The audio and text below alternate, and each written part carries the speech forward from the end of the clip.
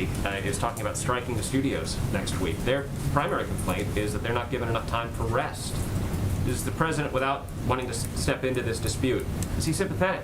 Well, I would say first that's a different issue for clarity, right? That is not about moving goods or the supply chain, just for clarity, for people who are reading the transcript.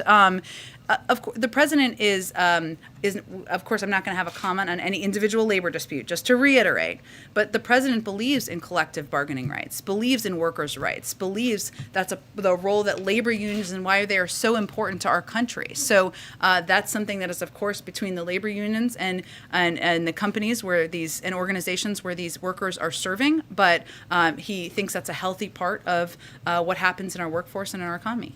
Go ahead. Thanks. On the reconciliation bill and climate, Yep. back to that AP interview with John Kerry, he said that if Congress doesn't pass the reconciliation bill, it'll be devastating. He said, like, President Trump pulling out of the Paris Agreement again. So does that mean that the administration doesn't think it can reach the carbon cuts that it's already promised ahead of the climate summit, that 50 to 52% reduction without reconciliation? Well, first of all, none of our objectives or the president's climate agenda begins or ends on November 1st and 2nd or the week after. This is an incredibly important meeting.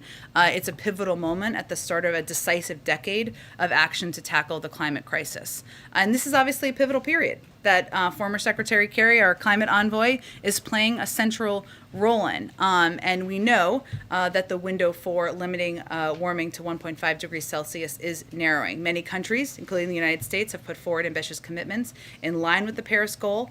And of course, we are going to continue to press until the very last moment more countries to do exactly the same. That work is ongoing. But I think it's not a reflection of anything other than this pivotal period where 2 weeks before the president goes, 2 weeks, I think, if I'm doing my math correctly, before the president goes to COP26. It is always an important meeting and an important gathering. It's an opportunity for global leaders to talk about the climate crisis and the responsibility of countries like the United States and other big global emitters. But no, I don't think it's whether our agenda is passed or not is not going to be the defining factor.